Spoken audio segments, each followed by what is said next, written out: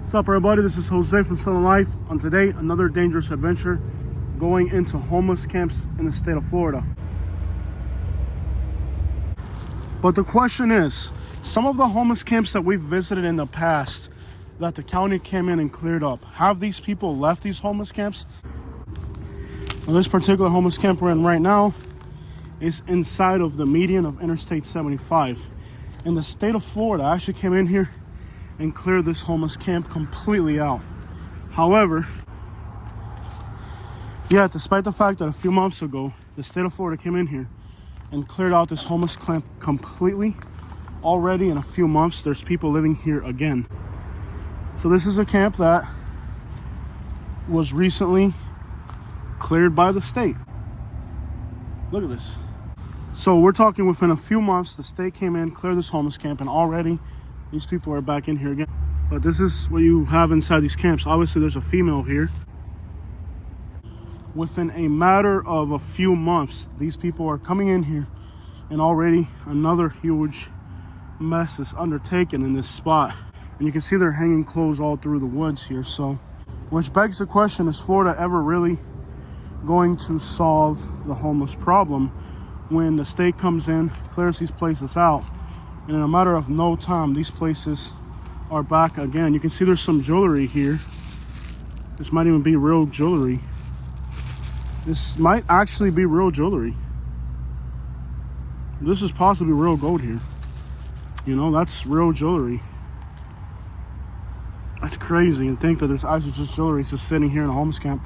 And I wouldn't doubt it's real gold, because a lot of the homeless people, they do a lot of dumpster diving, they do a lot of home break-ins, and they actually do run into real jewelry. So that right there could possibly be real jewelry. It's crazy to think that the state of Florida spent all this money, we're talking thousands of dollars, to clear out this homeless camp. In a matter of a few months, they're back at it again. Spider web on my head. Now, the first time that I did a video at this homeless camp, there was a lot of jewelry. In fact, I even went metal detecting at this homeless camp because there was so much jewelry. I came to the conclusion that the reason there was so much jewelry at this homeless camp is because the person that lives here does either incredible dumpster diving or quite possibly a lot of auto break-ins. Now here, the Manatee County Sheriff Office has put this trailer saying anti-theft operation ongoing. Now you can't really see it because of the frame rate of the camera doesn't coincide with the frame rate of this lighting, so you cannot actually see this on camera.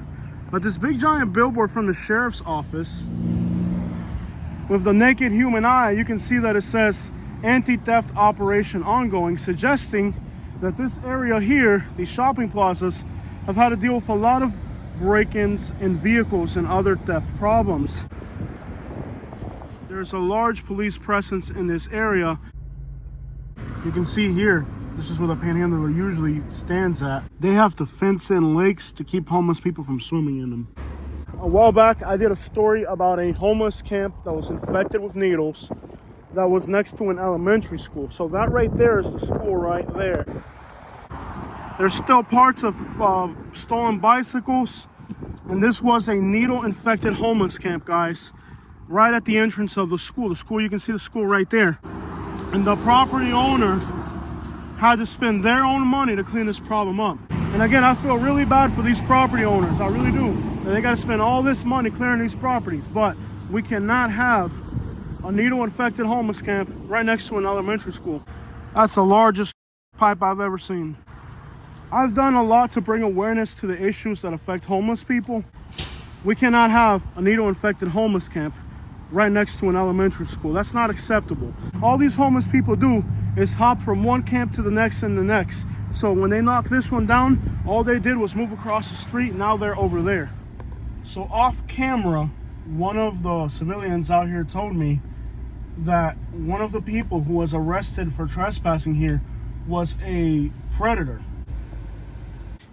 Even here, law enforcement has already came through and cleared it out. You can see that there was a homeless camp here by the articles on the ground. You always find jewelry here. Possibly the reason there's so much jewelry in these homeless camps is because the people that live here do a lot of auto break-ins and a lot of burglaries, so they get a lot of jewelry. But the Bradenton Police Department, the Manatee County Police Department, as well as the code enforcement, are trying to get these homeless people to leave. The problem is, when they clear one site, they just move to the next. Now, there's bamboo trees here, and bamboo trees make exceptional building material.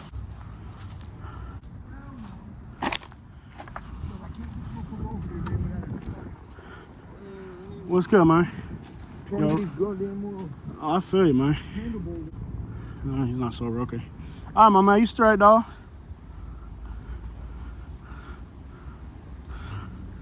Holy, this is a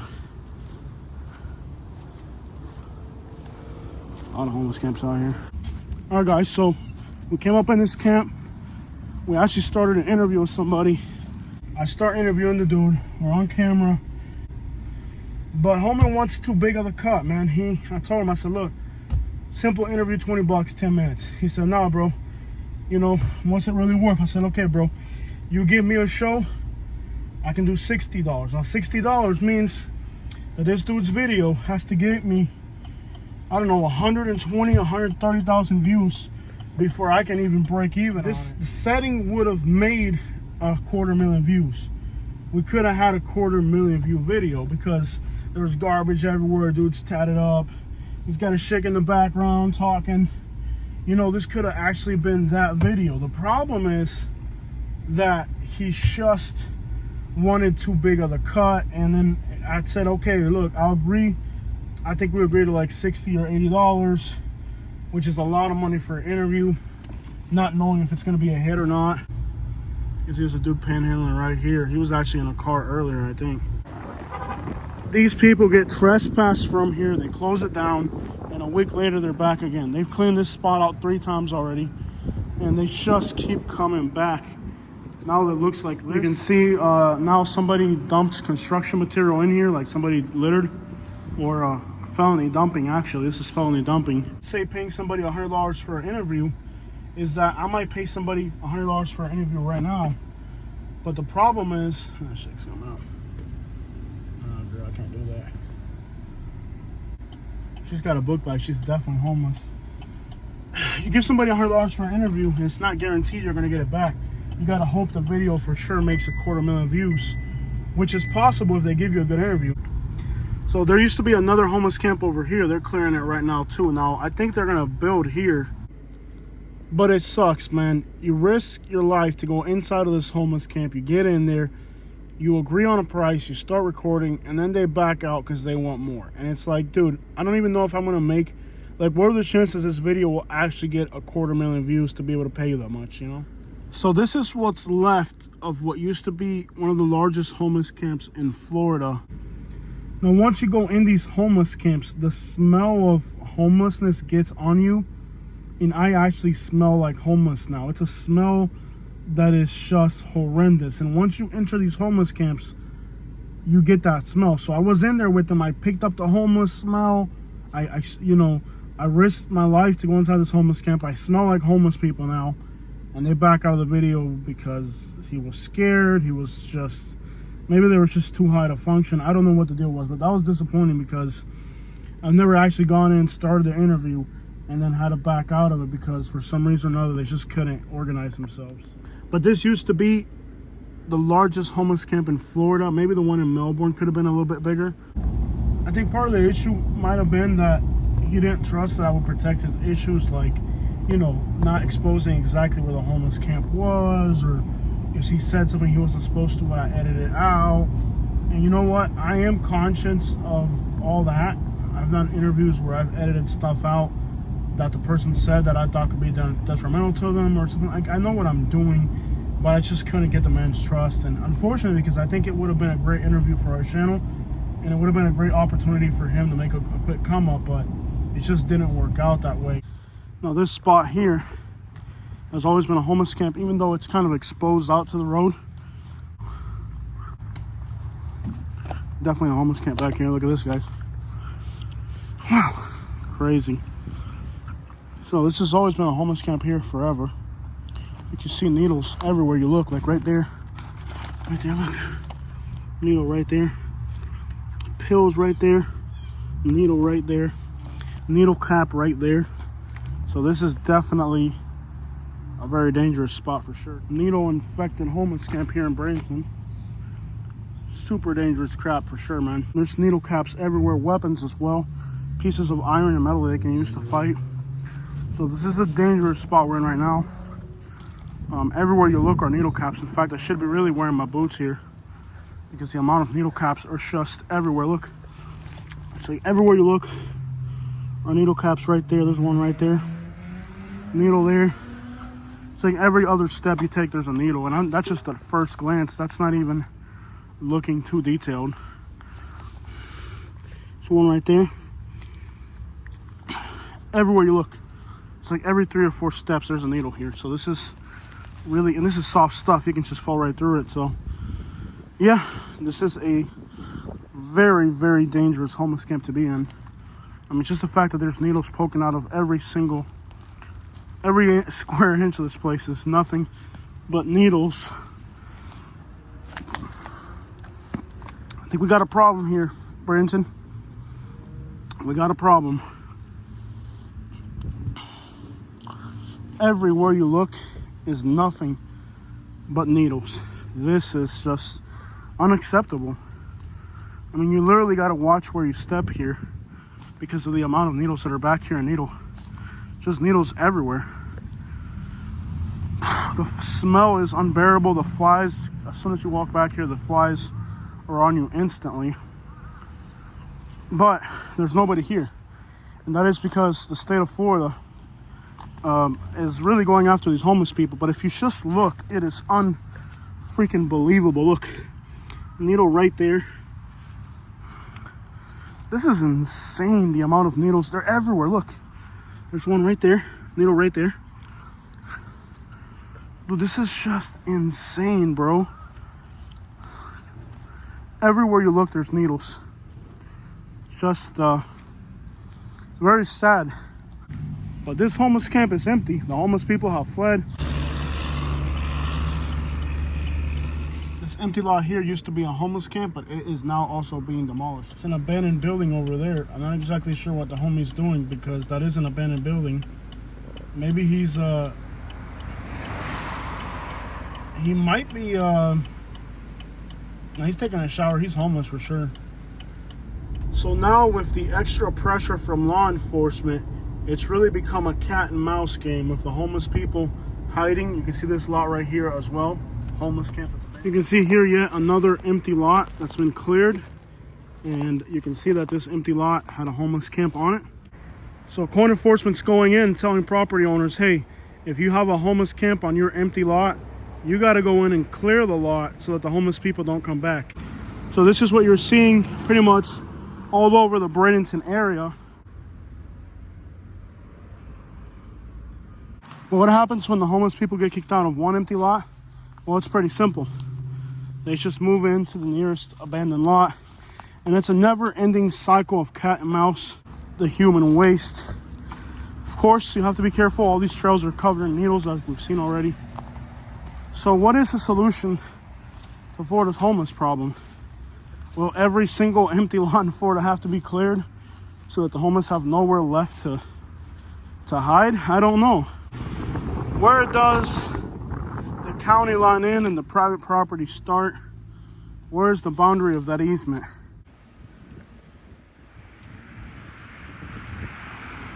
And one of the most interesting things about this area is that there are no sidewalks here. To the point that it's almost impossible to find an empty lot that doesn't have a homeless camp or that isn't being cleared for the purpose of removing homeless camps in the Bradenton area. Here's an empty lot. Let's see if there's homeless camps here. We have a trail. Sometimes they put their human waste in bags like that so it doesn't stink up the area. Yeah, there's definitely homeless camps here. And like I said, it's almost impossible, guys, to find an empty lot in Bradenton that doesn't have a homeless camp in it. Here you have bicycles, some food, some jelly. This is going to be an abandoned site because it's heavily wooded, but here you are again. And in this empty lot, you can see some kind of older, man, there's a lot of spider webs out here. But here you have some tents, some old tents. a golf ball. It's unbelievable how much homelessness this area has had over the years. The homeless people, they have to hide it, you know. They have to find places to hide that are out of sight, you know.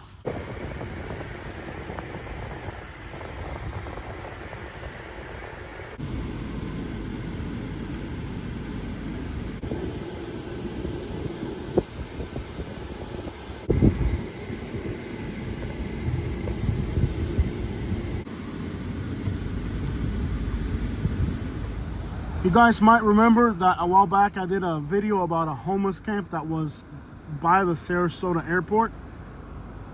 Well, that homeless camp is today gone. I can't believe how fast they're building out here. Look at this thing, bro. This used to be an empty field, and in this empty field there was just a crap load of homeless camps, but now look what's in its place. Goodbye, homeless people. Hello, industry. Where can the homeless eventually go? I mean, literally, at this point, there's nothing left except for the absolute smallest parcels of land. The homeless people have to get more and more creative in order to find a place to live. Because if they're in the more obvious empty lots in the city, they're getting chased by cops. This is just nuts. I don't know if this camp is abandoned or not, but let's come in here.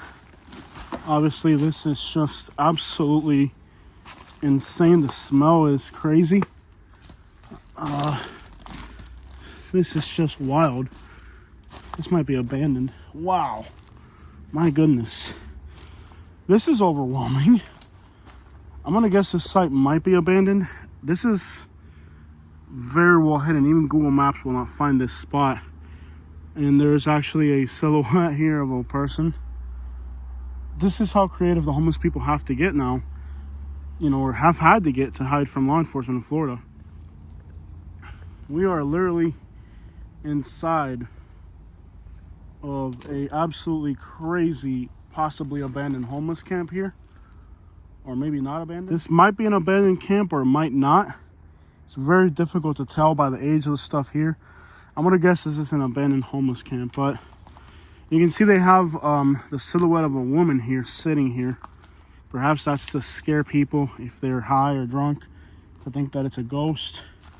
You have a Mayan symbol here, perhaps to protect them in some way, they might think, or to scare away people. So inside of here, you see a lot of women's clothing,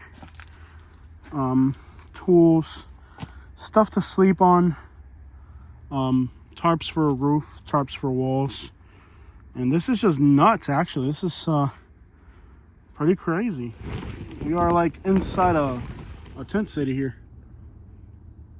This is, you know, I always call these types of places more than homeless camps shanty towns, because once you've built something like this, it's more of a shanty town than it is a homeless camp. In the United States, we really don't like the term homeless. We don't like the term shanty town associated with living in the United States, but this is nothing more than a shanty town. In reality, this is clearly what I would call a shanty town, because it's more permanent. Like, this isn't a homeless camp, this is a shanty town. This is somebody who, on the marginalized fringes of society, has built housing because they're marginalized for whatever reason. So this is something interesting.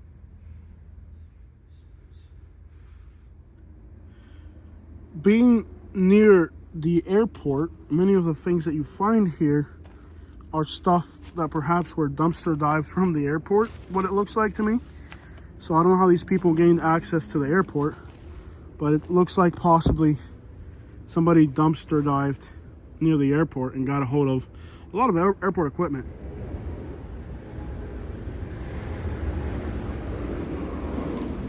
And well, you know, as pressure mounts on the homeless population of Florida, the homeless have a few options, one of which would be to leave the state. The other would be to hide even deeper into the woods. And this spot that we're at right now is very far off the beaten path, possibly because, you know, the more noticeable homeless camps or accessible homeless camps have already been raided by law enforcement. The fact that this is still sitting here means that law enforcement still hasn't found this particular camp. And I can't think that, you know, once you got this little area built here, if it's not raining and you've had something to eat, that living in these homeless camps is kind of a neat experience, I have to admit, because you're in a place that, you know, you have many acres to yourself. You know, the notion of privacy or security doesn't exist in a place like this, but the notion of seclusion definitely does. Now, the amount of purses that I see here and cell phones would indicate to me that this homeless camp was a robbery base camp for a hotel near the airport. All you see here are cell phones and purses. And some of these cell phones are already out of circulation. You can see these are older cell phones, purses, and things that somebody would have in their possession, perhaps if they're at the airport. You can see a purse there, a purse there. And the shoes look like they're high quality shoes that somebody would wear if they were traveling, like leather shoes. All that would indicate to me that the person living here was possibly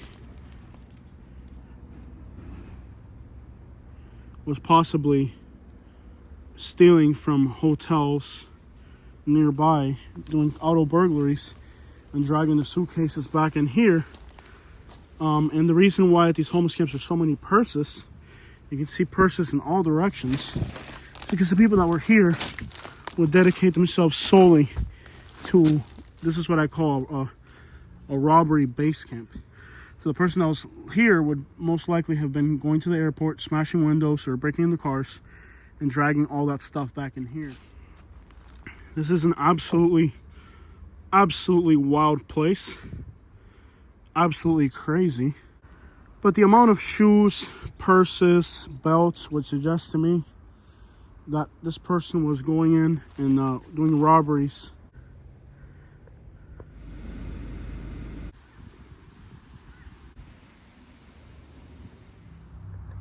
Alright guys, we're entering another location here, and you can see through the trees how much debris there is back here.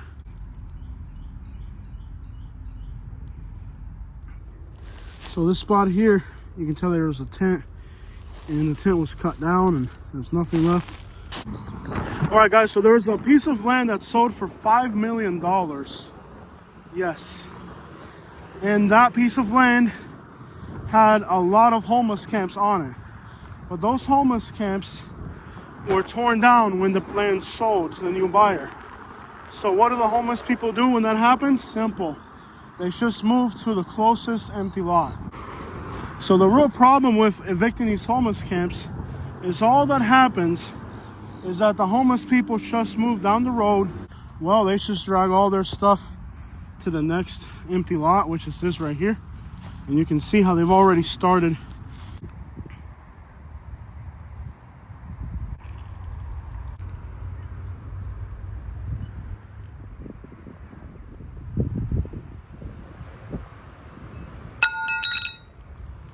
Obviously, the smell of human waste is noticeable and somewhat unbearable.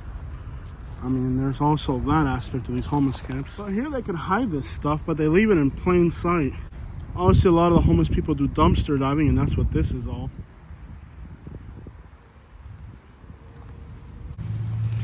We never really know what we're gonna find in these trails.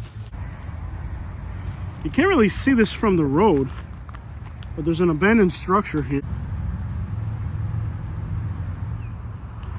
Obviously, there's been homeless camps here for ages. But what I never understand, right? Here's this empty concrete pad. Now, this is not visible from the road, right? Where we are right now, it's not visible from the road. So if they were to set up their camp right here, where we are now, it wouldn't be visible from the road. And it's on a concrete slab. But then they put their stuff on the easement of the property where you can see it from the road, which gives up the spot. Not very smart. If you've ever had a bicycle stolen, it most likely ended up on a homeless camp like this.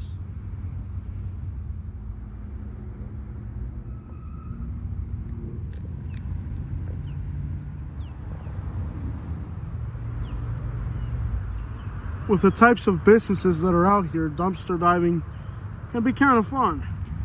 A little campfire, camp champagne cologne down there, I tell you what.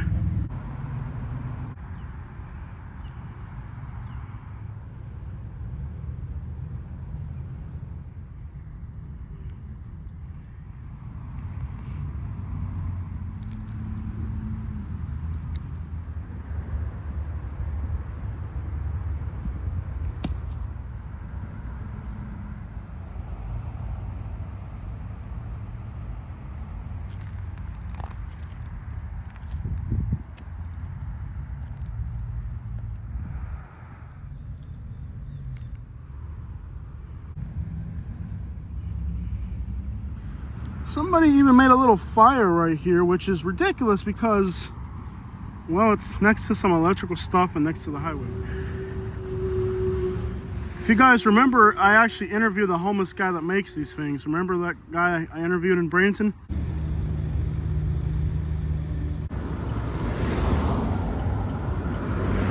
Alright guys, check out this plaza. So this is where we're gonna eat today. This is a Salvadorian restaurant. Not sure how they're in business, but this is a vacuum store. And there's Scott's Corner Gifts and Foods.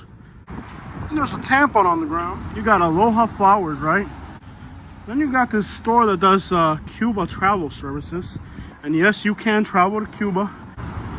And over here you got another clothing store called Amistad Factory. You can see there's a Cuban flag right here at this clothing store. And then on the end of this plaza is a Peruvian. See right here is a Peruvian restaurant. So that should just give you an idea of some of the diversity we have in this area. I just feel like this plaza kind of gives you an idea of the type of businesses that there are in this area. A lot of Cuban, Peruvian, Salvadorian, British, even Hawaiian. All that represents the people that are moving to this area. And of course the Cuban community is growing a lot out here in Sarasota.